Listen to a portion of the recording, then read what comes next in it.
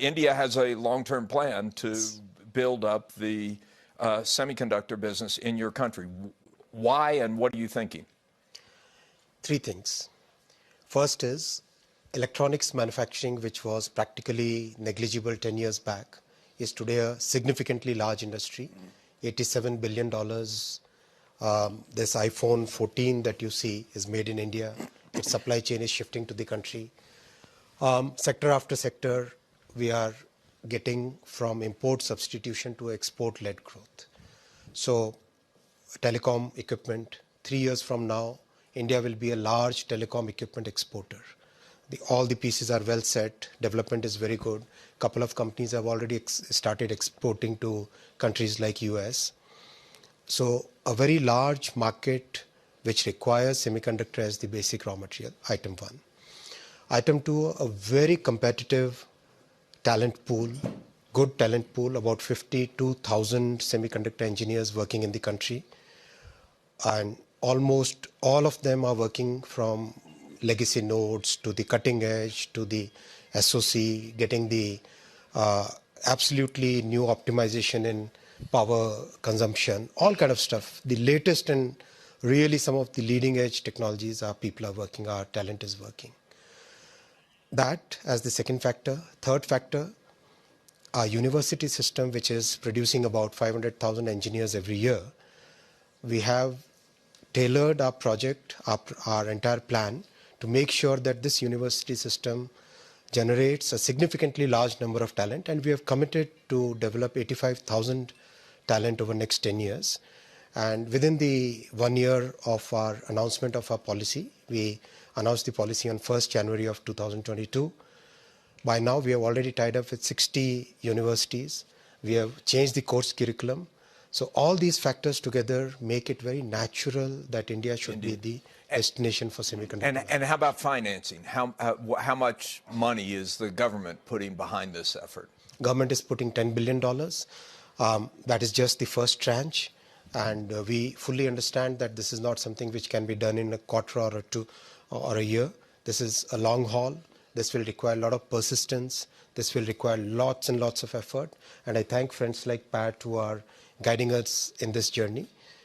And we have listened to the industry. When we announced the scheme on 1st Jan 2022, Pat and many others gave us the inputs that the demand for higher nodes, which go into electric vehicles, in Volvo, in the train sets, in practically all the telecom equipment, in power electronics, all those sectors require nodes which are higher nodes. So we changed our policy in October, opened it up further. So very flexible. No one has said, no one in the Indian government has said, hey, wait a minute, why are we investing these billions of dollars in the middle of a glut?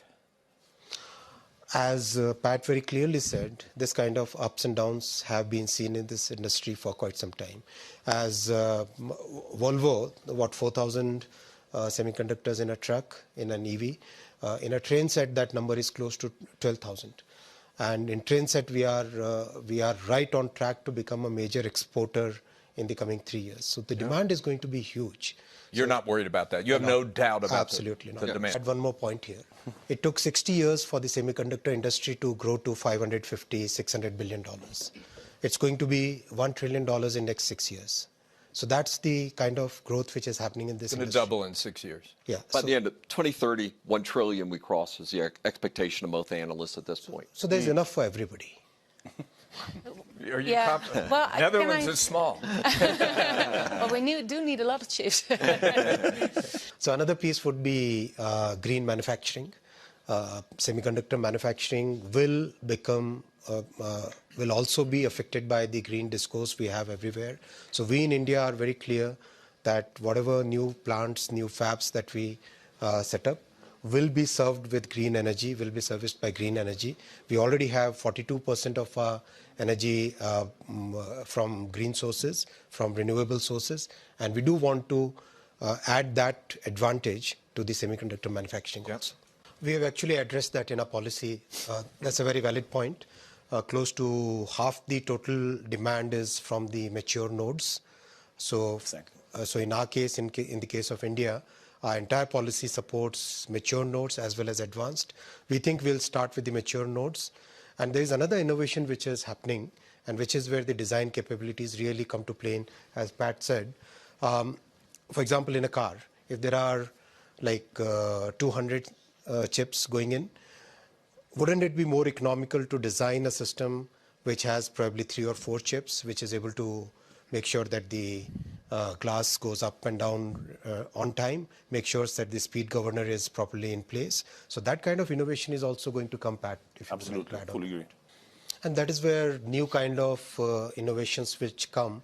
For example, I wouldn't be surprised if in 3 years from now, we see a car operating system, automobile operating system, which basically makes sure that all the chips manufactured by different people for different functions, they are basically able to speak to each other in a very seamless way. So those kind of innovations are also part of the semiconductor. We're doing that.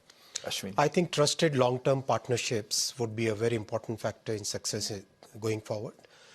In terms of supply chain resilience, in terms of innovations in products that we bring in terms of what do you do when things go wrong in some part of the world, can you really rely? So in those things, in all those matters, trusted long-term agreements would be very, very critical. I think collaboration is the theme of this year's Davos. You got it right this time.